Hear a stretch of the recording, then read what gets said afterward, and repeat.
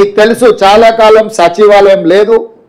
సచివాలయం వచ్చిన తర్వాత ఎవరిని రానివ్వకుండా పోలీసుల పహారాల మధ్యలో కాపలా కాసేది. ఒకప్పుడు నేను వచ్చినా సీతక్క వచ్చినా ఎవరం ఇందులో అధికారులను కలవడానికి వస్తే బయటనే పోలీసులు అరెస్ట్ చేసి తీసుకెళ్ళి పోలీస్ స్టేషన్లలో నిర్బంధించే పరిస్థితి. అక్కడి నుంచి ఈరోజు ఈ సచివాలయం తెలంగాణ ప్రజలది.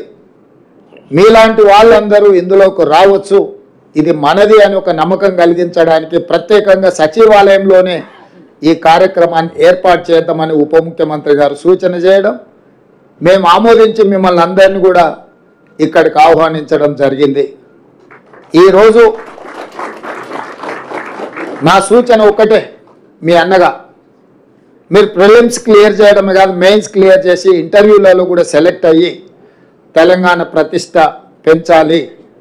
ఈరోజు బీహార్, రాజస్థాన్ ఇతర రాష్ట్రాల నుంచి అత్యధికంగా ఐఏఎస్లు, ఐపీఎస్లు, ఐఆర్ఎస్లు, ఐఎఫ్ఎస్లు ఇతర అధికారులుగా ఎంపికై వాళ్ళు ఈ దేశ సేవలో కానీ అత్యధికంగా భాగస్వాములు తీసుకుంటున్నారు.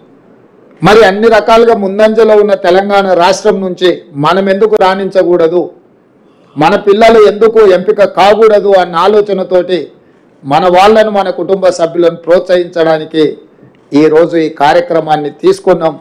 మీకు సంపూర్ణంగా విశ్వాసం కల్పిస్తున్నది రాష్ట్ర ప్రభుత్వం. ఈ ప్రభుత్వం మీది, మీకు అండగా నిలబడుతుంది.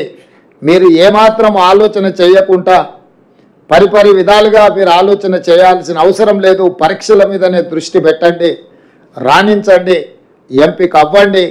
తద్వారా మీ తల్లిదండ్రులకు, మీ గ్రామానికి, మన రాష్ట్రానికి ఒక గౌరవం పెరుగుతుంది. ఆ విధంగా మీరు ముందుకు వెళ్ళాలని తెలియజేస్తూ